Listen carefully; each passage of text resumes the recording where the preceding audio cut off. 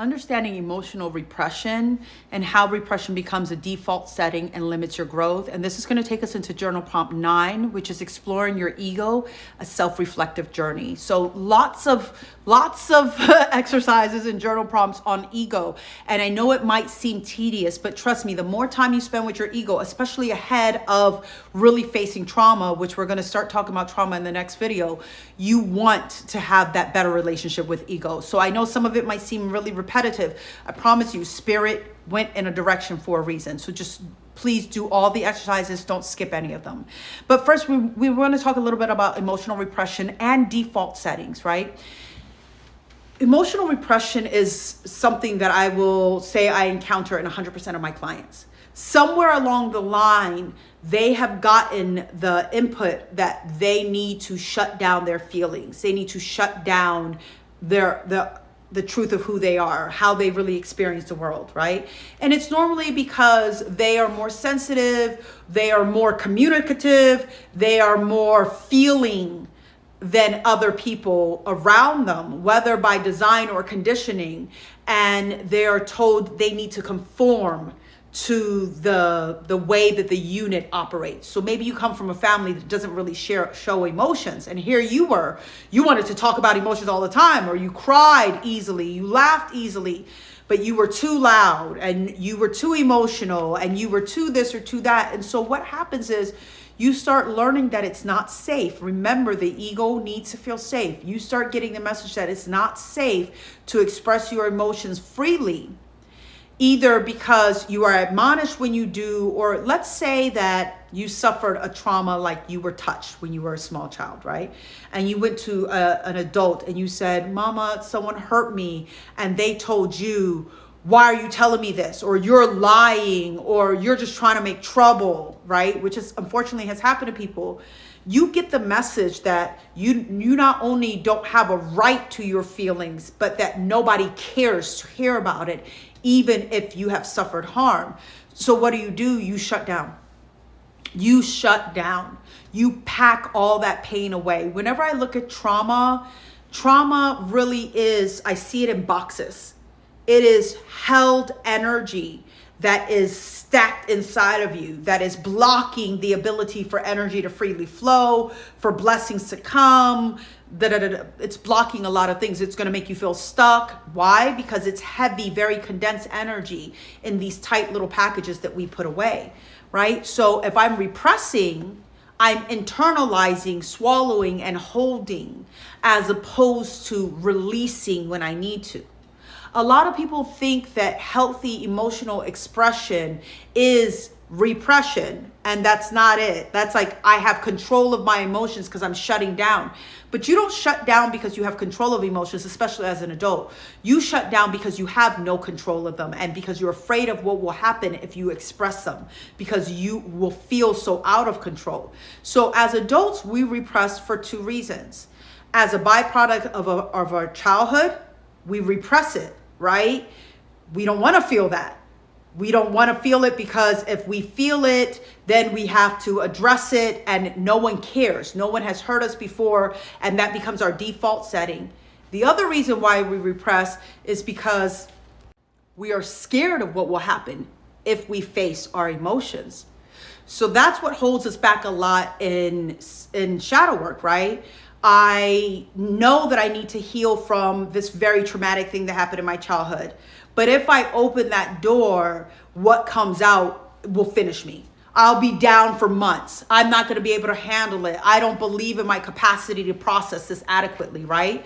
It's a more fear-based, I know I lack the ability to control these emotions, so I refuse to control them at all. I won't even face them, right? So if I've repressed for a long time as a child, I've gotten this message that when I experience a negative emotion, I don't have a place to express it and for it to be validated. And because I'm a child, I don't have the skills to validate my own pain naturally. Most children don't. There are some children who do, right? And so my caregivers aren't validating my pain. They don't care about it. So I'm just going to shut it down. Well, then that becomes this pathway that we understand and digest energy, and it becomes a default setting without even thinking about it. I get negative stimuli. I don't know. I don't have a place to express that. I don't have a right to feel that. I'm going to package it, put it away in a little box, and I'm going to leave it there. Right? In the future, the more I do that, the more it will just happen instinctively. And so one of the hardest things to do can be to like grab yourself, like stop, don't just swallow that. There's so many clients I see, they will start crying during session and then they will literally shut down and swallow that pain.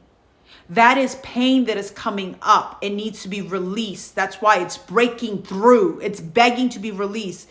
And you're like, no, I'm not allowed to feel like crying because that's weakness. I'm not allowed to feel sensitive. I'm not allowed to feel bad. I'm not allowed to have my very human emotions. That needs to be swallowed back up, right? I don't know why we have allowed ourselves to be so conditioned to hide our human emotions. It's an interesting thing to me because I always wonder, who are we performing for and what exactly are we performing by repressing our feelings?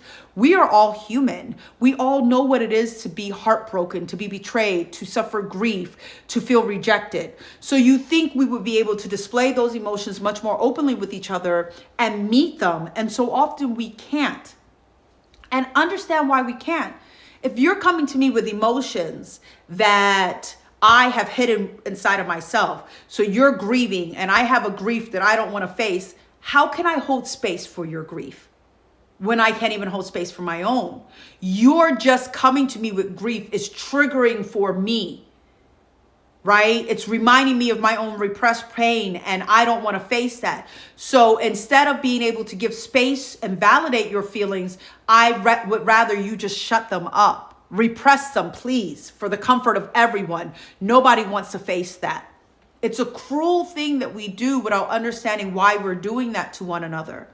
We want to be met and validated in our feelings, but until we do it for ourselves, we don't have the capacity to help other people process their feelings. We don't have the capacity to hold space for them. If I am repressing my own emotions, I am probably not the safest person to be in relationship with. It's going to be hard for me to be vulnerable. It's going to be hard for me to meet your emotions. It's going to be hard for me to receive your emotions, your critiques, your needs. It's going to be very difficult for me to do that because I'm not able to meet my own. All right. So repression can be very harmful as an energy reader for everyone involved. When I'm with a client and I'm trying to give them something, right? I'm trying to give them wisdom. I can feel when it's received and I can feel when it's not. We all can. When it's not received, most people lack the emotional awareness and intelligence to understand that's not a rejection of you. That's an issue with them, their ability to receive, right? Because they're so repressed. But we will internalize it as a rejection, and then that makes us repress more.